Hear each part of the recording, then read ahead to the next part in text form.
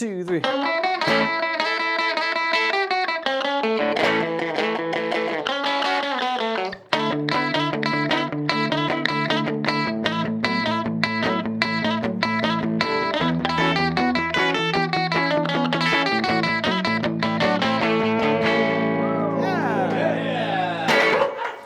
everybody, welcome to Fender Play Live. I'm Matt. And I'm Matt. That's Matt too. So Johnny Be Good, one of the most iconic rock songs in history. On Fender Play, we'll teach you how to play it, and today we wanted to take it one step further with a song breakdown. So we're taking a classic song and showing you 3 of the things that you need to know about it. The gear, a little bit about the history, as well as some of the playing techniques. So why don't we go through that riff one more time. It's so fun. 1 and 2. 1, 2, 3.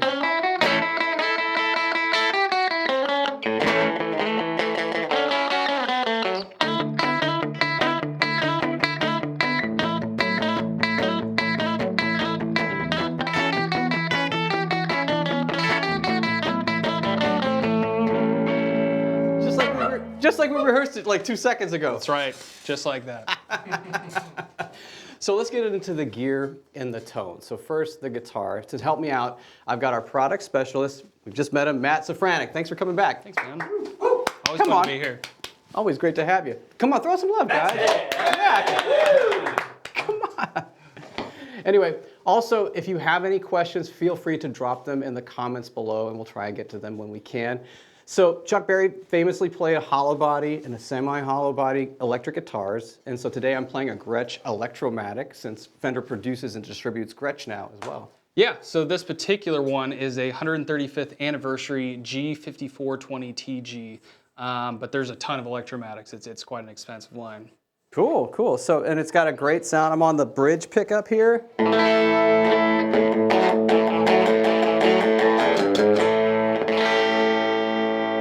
Great sounding guitar.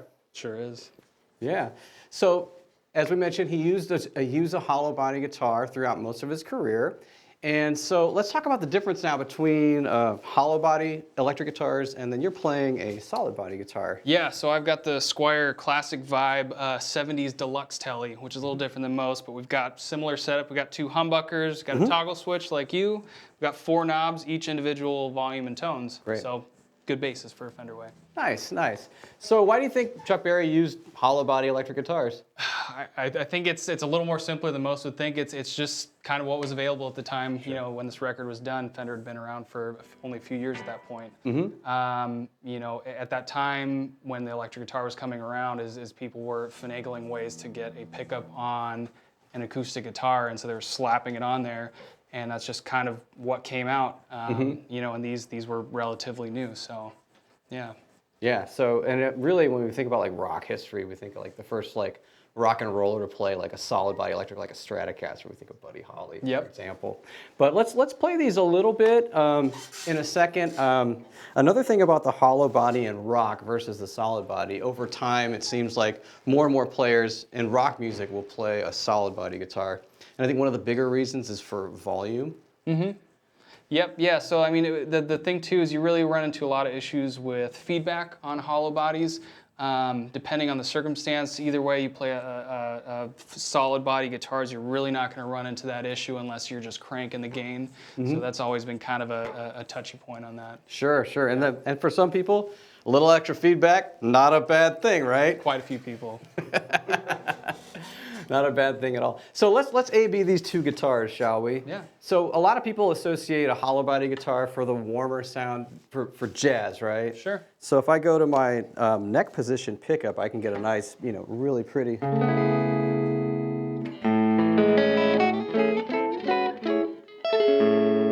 Really nice, warm, chimey. Some people might also call it like a woody sound. So just. And now let's go ahead and hear your neck position pickup. So it'll do similar things.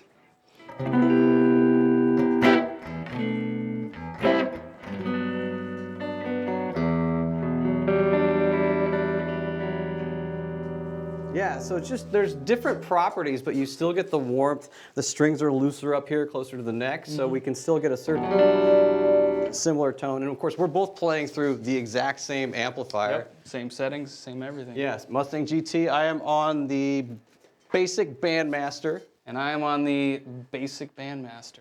We are both Bandmasters. Well, and Matt's too. There's no confusion at all there. So, great sound. But when we go to the back pickup, the bridge position pickup, I can still get some overdrive, I can still get some bite, and I can still get some twang. Yep. Of course, I messed up that lick right there. Perfect timing. Next time. Anyway, but so let's hear your bridge position. Yeah, so you can kind of get the kind of same thing.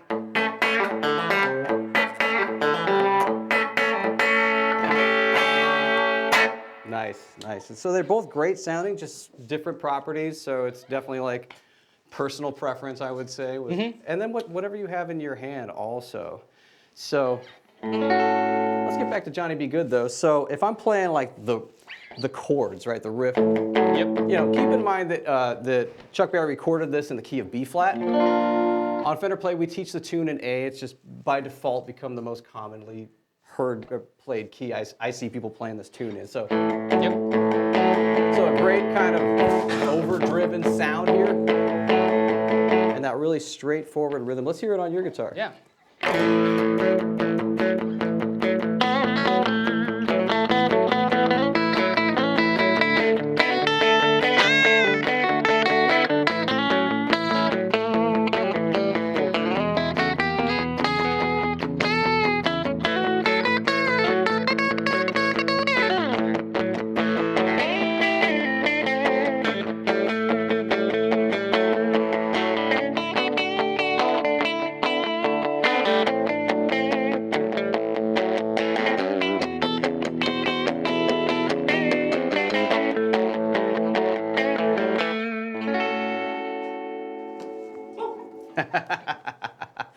Good fun. So we were talking about the amps that we're using, but what about the amp that Chuck Berry used, perhaps on this recording even? Yeah, so he was pretty much known for the Showman reverb. He really keeps that cranked with a chimey kind of, wouldn't say clean, but really the amps in the time they were designed to try and be clean, but you kind of get this problem that turned it to be kind of the signature rock sound, and that's getting that overdrive sound from the tubes. Yeah.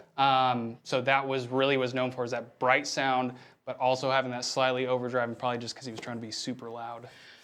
On the point of super loud, I was fortunate enough to hear Chuck Berry play live about 14, 15 years ago. He used to play a small club in St. Louis, Missouri called Blueberry Hill, and he would play in the basement once a month. And oh my God, he was so loud. Sounds about right. I think he was playing through actually a Marshall half stack at that point. Should have been a full stack.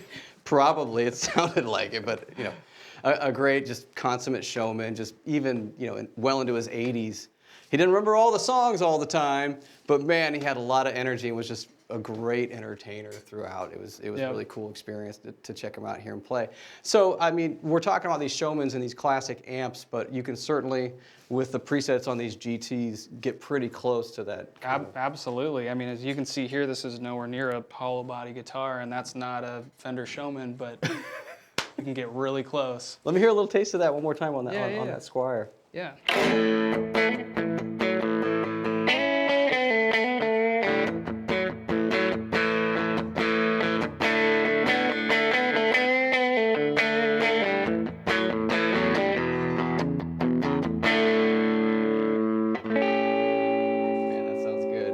That sounds great. So, you know, whatever you have in your hand, you can make this song work, whether you've got a nice big, you know, archtop hollow body guitar, or whether you're playing on a telly, you can do it.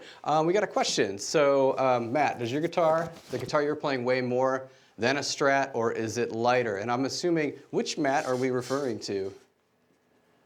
Whichever. Okay. We'll go with both. Okay, so this beautiful Gretsch is not that heavy of a guitar. And I mean, it's a larger guitar, but I mean, it is a hollow body, so there's, Yeah. so it looks like there could be some weight, but it's actually not that bad. Yep, it's definitely by kind of being chambered out. And with this one too, despite having more hardware in there, this weighs about just like a regular Fender Tele or Strat, really sits in the same weight.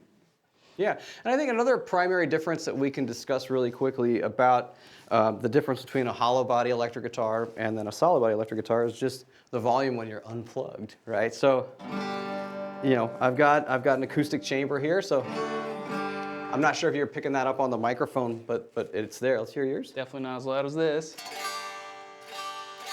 Not quite. Ooh, I gotta tune that guitar. Another question that came in is, what's the difference between a showman and a bandmaster?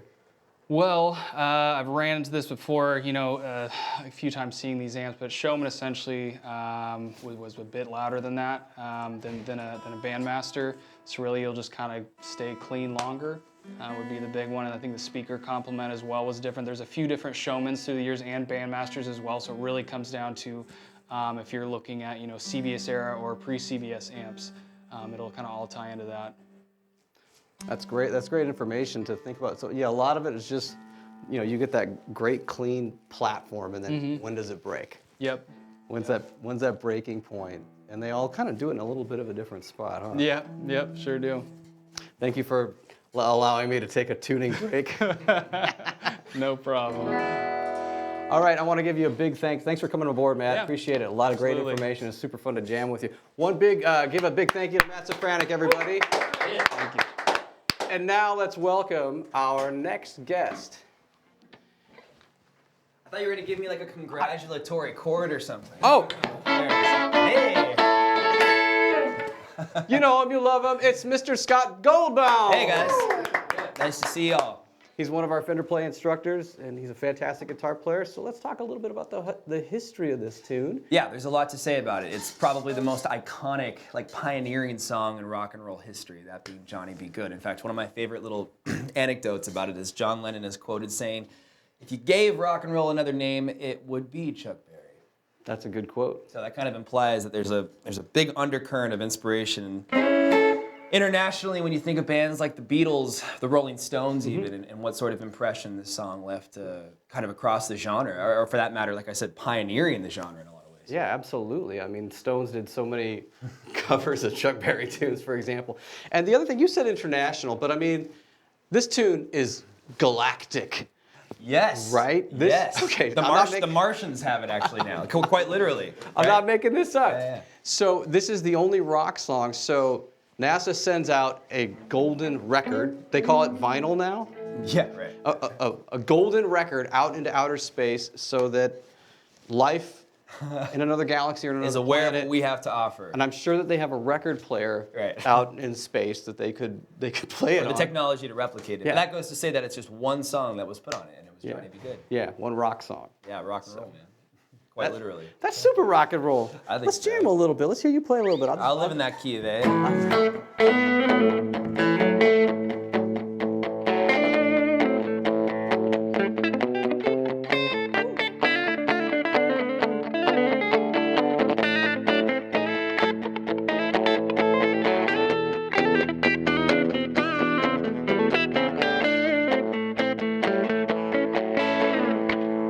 Scott Goldbaum, everybody. Man, that sounds great. So Johnny Be Good, we're playing these standard blues changes with literally no embellishments. Yeah, they kind of brought it down to the most simple form. And that's one of the most, I think, cutting edge things about the recording.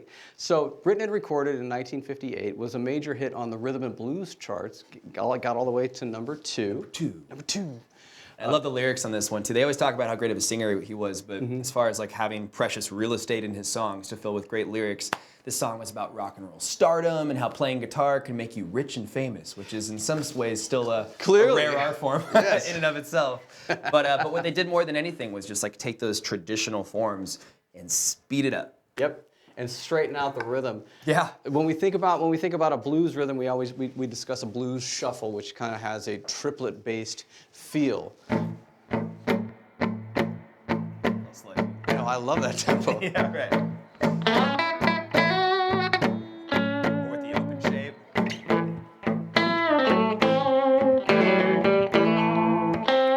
Right. So that dut, dut, dut, dut, dut, dut, dut. That's cool. Yeah. Still love it. Yeah. Right. We love it. But then Chuck Berry says, "Okay, I like that, but I'm gonna punch it forward. Of course, he had a little help. He played with a piano player named Johnny Johnson. I was also fortunate enough to see him play live, wow. not with Chuck Berry, but with Hubert Sumlin, another fantastic guitar player, who played guitar for Howlin' Wolf for years and years. Wow. Yeah, that was a lucky evening as well. Right. But Johnny Johnson, so Chuck Berry's listening to the piano player and going, I want to do that real straight kind of boogie rhythm on my guitar. Yeah, man. There's something to be said for guitarists to emulate the playing of other instruments and how revolutionary that becomes to this instrument. Yeah.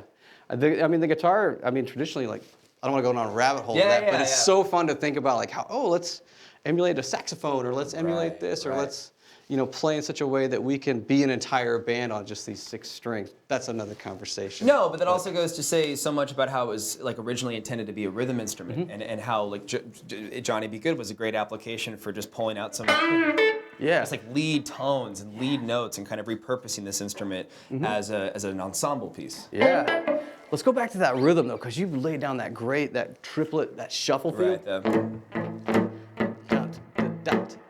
Right. Now straighten it out for me.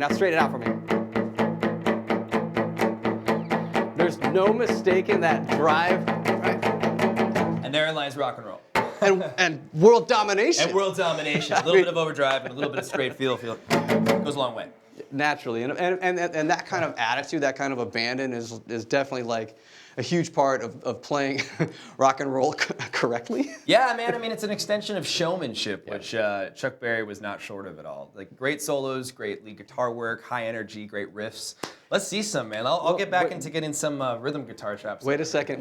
We got you on here because Scott does the duck walk. I Scott sprained Goldbaum. my ankle, my indominant leg, and little do you know that if your indominant leg is key to those moves. So he's going to carry the torch. Give it up for Matt, everybody. We don't have the precious real estate to pull it off, but we can give him some cool riffs. So I'll play a little bit of something. I'll speed it up.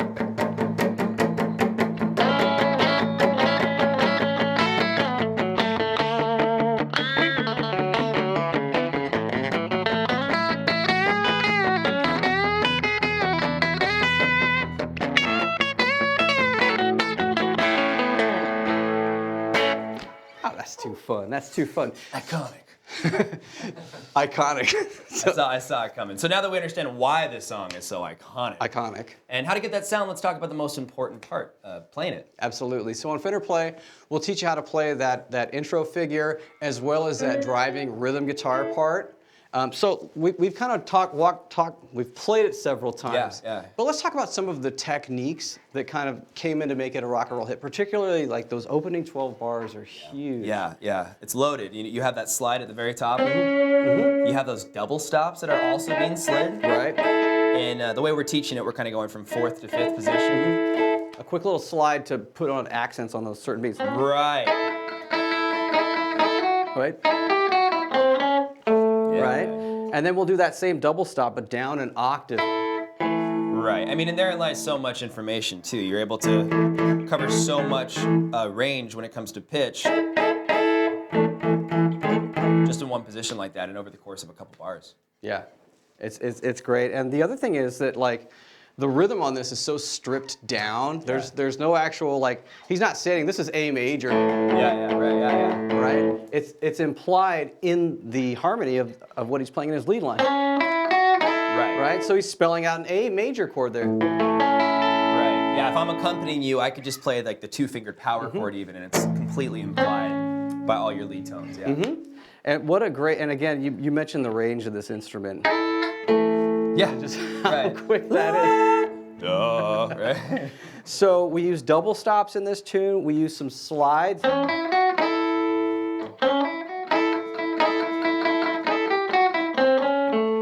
So if you're teaching this to a student, I've taught this over the years to students, and I found that a lot of times people get really excited about the tune, then they start playing it, and I go, okay, let's take a step back. Yeah, let's pump the brakes for a second. Yeah. Let's learn some scales. Look how I can do this all with one finger. Yeah, totally. I was about to try it, but I'm not going to do that. Yeah, right. So a couple of scales that we talked about earlier that we would probably want to turn students onto. Number one, your first blues, bass scale might be an A minor pentatonic, Sure. 5th position. So if you're in rock or the blues path of Fender Play, we'll show that to you in level 4. Right. Actually, level 5. Level 5. There you go. Level 5. Right. Anyway, so yeah, you mentioned. Now, although some of that is implied, you know, we grab this note in the lick, I hear in the beginning more of a major sound. Yep.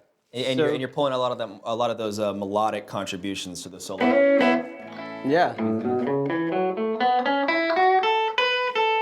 So getting that major pentatonic sound. And that's one of the funnest things about the blues is like on that first chord, that A chord, if you grab that major scale. Oh, even just the major. Yeah, or just a major pentatonic, right?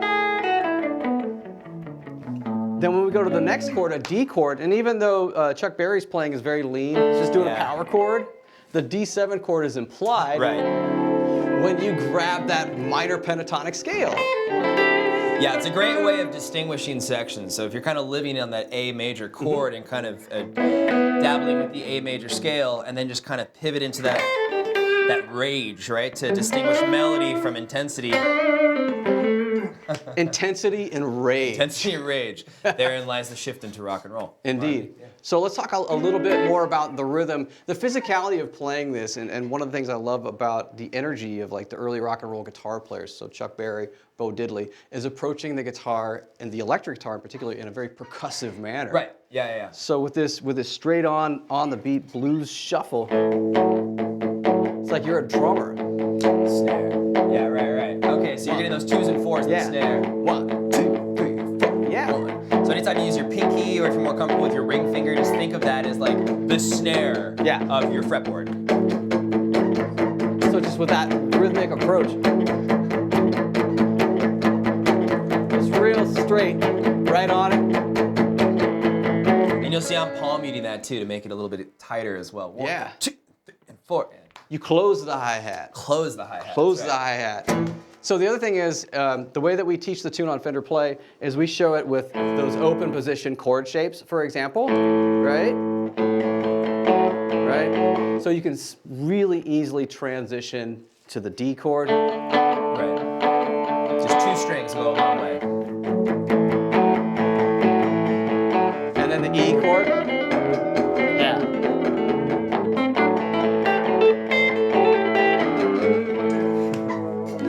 I totally forgot about this. Yeah, right. The Bigsby. How cool is that?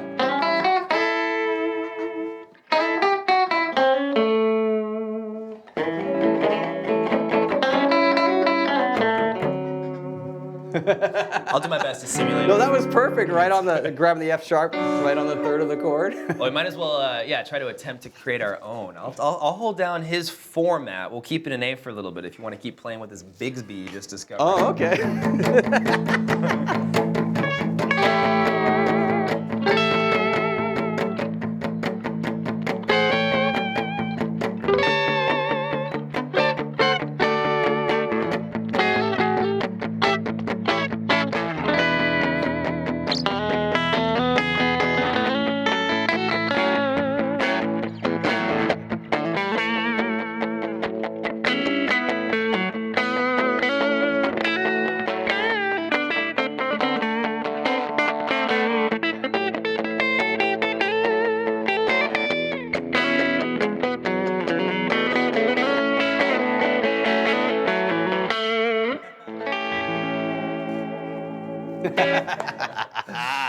Yeah, man. So we got some homework for you guys out there. Is it homework time? Yeah, I think so. Let's do it. Right? Do it. I hope I'm not jumping the gun. But for our beginners out there, we want to encourage you guys to try playing a blues shuffle with 1 chord. Now, it could be that idea we were talking about a little bit earlier with open chord positions, 1 and 2 and 3 and 4. And if you want to straighten that out, you have 1 and 2 and 3 and 4 and this is a great starting place when it comes to your fret hand activity to begin.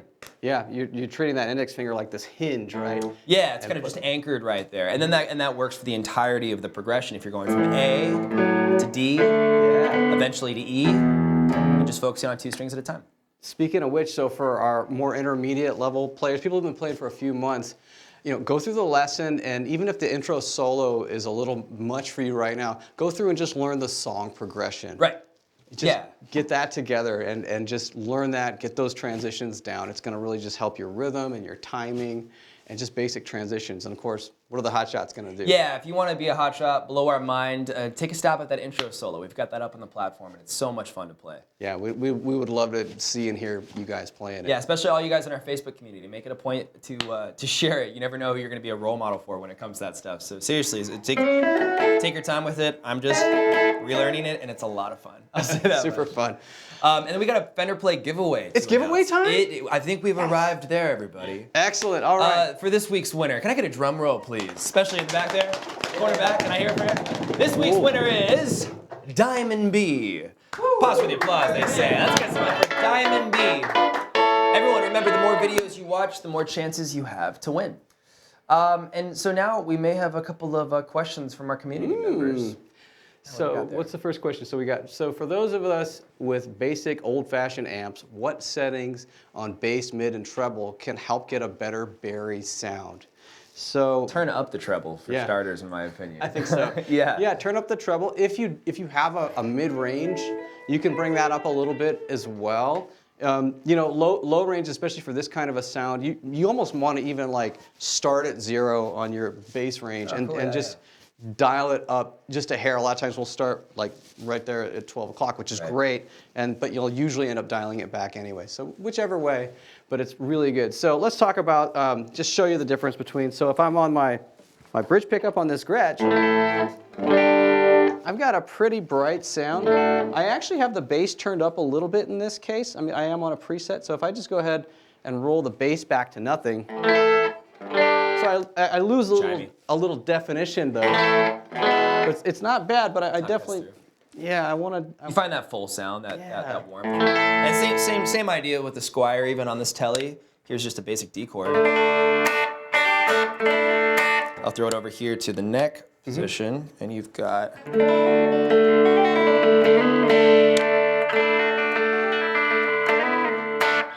Very cool. So yeah, so it's always fun, and honestly, it's preferential too. Yeah. So whatever inspires you to keep playing, And dial in that. And the other thing is like, don't be scared to turn the knobs on your amplifiers. People That's get actually so so true. Yeah, the more people talk about that openly, the more you find out that you just feel like you're not a candidate to dial in the right tone. There doesn't have to be such thing as a right tone. I'm going to say it again. I was just talking to a buddy who was talking about picking up a guitar that just inspired him to write, just inspired him to play. It's like the same is true with every aspect of electric guitar, and down to the amplifiers, down to the EQ, down to your mid, treble, and bass. Just dial it in a way that kind of inspires you. And sometimes, you know, we draw inspiration from the people that we love the most. So if this Johnny B. Goode tune is something that you want to try to dial in, by all means, follow our advice, but just have fun. Yeah, turn the knobs. Turn the knobs. Get your hands dirty. You won't break anything. Yeah. I think it's time for the shout out, Scott. Okay, so this is a big shout out in my book. So John Bartolucci, I hope I'm pronouncing your name right, brother. You wrote a song and you shared it with all of us in our community from your barracks. And that just goes to show you can play music, you can write music, and in this case, you can demonstrate it from just about anywhere. So thank you for doing that, man. That was really great. Yeah, super awesome. Super awesome. Matt Stubbs, he posted 2 months ago about his difficulty playing the guitar standing up. He posted in the community about his troubles. He took some community advice. He's been practicing hard, and now he can do it. So congratulations, Matt. Nice, yeah. That's awesome. And we've got some updates for you guys. We've got 2 new songs that we can mention that we've just added. I love this one song. I might have taught this lesson. California by Delta Spirit on ukulele. Nice. Such a beautiful song. Yeah. And then, of course, we've got Ruby Tuesday by the Stones. We On just the put that out guitar. too. Yeah. C chord and G chord, C right? and G, man.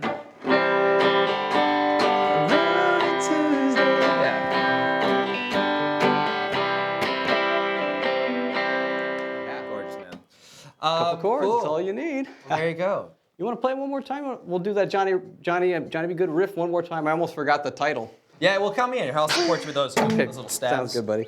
1 and 2, and 1, 2, 3.